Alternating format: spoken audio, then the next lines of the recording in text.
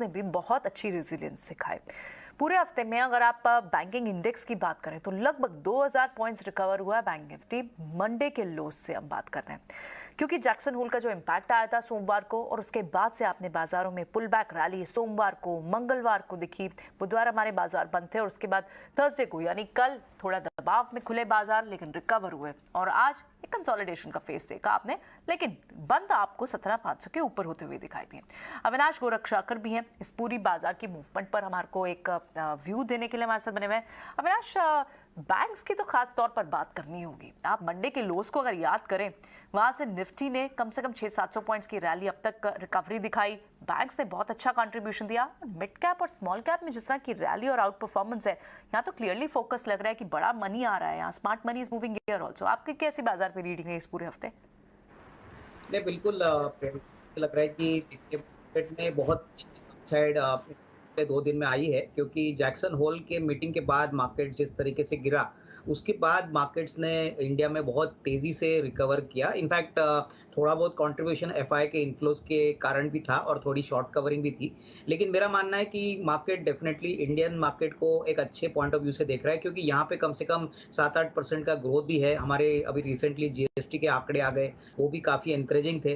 Plus GDP का आंकड़ा 13.5%, ये बहुत पॉजिटिव माना जा रहा है। तो कहीं ना कहीं हम समझते हैं कि Indian markets will benefit because of the global crisis. But हाँ, हो सकता है कि in the near term markets थोड़ा कंसोलिडेट हो, क्योंकि यूरोप के जो वरीज है वो थोड़े बहुत चिंताएं इंडियन कंपनीज को देंगे, जहां पे इनका यूरोपियन एक्सपोजर ज्यादा है। बट ओवरऑल बैंकिंग की बात करें तो आपने सही कहा कि जो छोटे बैंक्स है जैसे फेडरल बैंक है, आईडीएफसी फर्स्ट है, आईडीबीआई है, यहाँ पे एक अच्छा तेजी का माहौल देखने को मिला।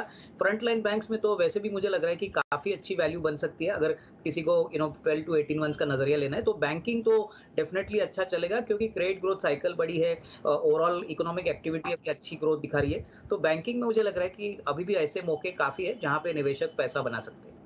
ठीक है, तो बैंकिंग स्टॉक्स में हम देख भी रहे हैं, वहां पर लार्ज कैप बैंक्स में अच्छी बाइंग आपको लास्ट आवर में देखने को भी मिले और अविनाश भी उसी तरह की बात करें कि वहां पर आप निवेशक पैसा बना सकते हैं। चाहे आईसीआईसीआई बैंक हो, एक्सिस बैंक हो, एसबीआई हो, एचडीएफसी बैंक स्टॉक्स में आपको अच्छी मूव देखने को मिली है। तो ये स्टॉक्स तो लार्ज कैप स्टॉक्स ने परफॉर्म किया है। मिड कैप और ब्रॉडर में तो रैली है ही, लेकिन बैंक्स के लार्ज कैप में भी लास्ट आवर में अच्छी रैली देखने को मिली है। लेकिन इस बीच एक बार ये भी वामाक्षी से समझ लेते हैं, रिसर्च टीम का पार्ट है हमारी, कि अगले हफ्ते के लिए कौन से बड़े इवेंट्स हैं जिस पर आपको नजर रखनी होगी। ये वामाक्षी से पहले समझें। आइए देखते हैं कौन से ऐसे फैक्टर्स हैं जिस पर आपकी नज़र बनी रहनी चाहिए। तो शुरुआत करते हैं हम भारत से। तो यहाँ पे हम सितंबर 5 को इंडिया का अगस्त का S&P ग्लोबल PMI सर्विसेज और कंपोजिट डेटा रिलीज़ होगा, जो काफ़ी इंपॉर्टेंट होगा ट्रैक करने के लिए। अब फोकस करते हैं कुछ अंतर्राष्ट्रीय बाजार पर। तो यूएस का मार्केट बंद रहने वाला है सितंबर 5 को। उसके ठीक एक दिन बाद हम ग्लोबल कंपोजिट सर्विसेज और PMI का रिलेटेड डेटा भी ट्रैक करेंगे। यूएस का जुलाई trade balance, initial jobless claims और होलसेल इन्वेंट्रीज पर भी हमारी नज़र बनी रहेगी। बात करते हैं यूके की। तो यहाँ पे जो इम्पोर्टेंट इवेंट होने वाला है कि उनके जो नए प्राइम मिनिस्टर है वो अनाउंस होंगे सितंबर 5 को। यूरोजोन में भी जीडीपी का जो आंकड़ा है वो रिलीज़ होगा सितंबर 7 को और उसके ठीक एक दिन बाद यानी कि सितंबर 8 को यूरोप की सेंट्रल बैंक का रेट डिसीजन भी डिक्लेयर होगा। तो ये एक इम्पॉर्टेंट पैरामीटर है ट्रैक करने के लिए।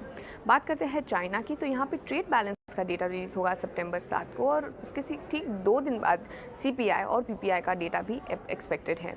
जापान का ऑल इंपॉर्टेंट जीडीपी नंबर और बैलेंस ऑफ पेमेंट्स डेटा भी आएगा सितंबर 8 को।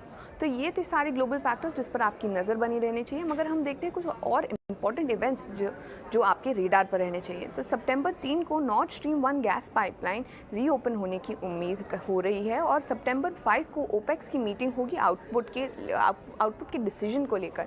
सितंबर 7 को पूरी दुनिया देखेगी एप्पल का फार आउट प्रोडक्ट लॉन्च और ये जो इवेंट है उसमें नए आईफोन्स और एप्पल वॉचेस भी फीचर होने वाले हैं। तो ये इस पर नज़र ज़रूर बनाए रखेगा। और आखिर में फोकस करिएगा EIA crude oil inventory report पर जो आएगी सितंबर 8 को। तो ये थे सारे क्यूज जिस पर आपकी नज़र बनी रहनी चाहिए। ठीक है, ऑलराइट वामाक्षी, इंटरेस्टिंग। तो ये सारे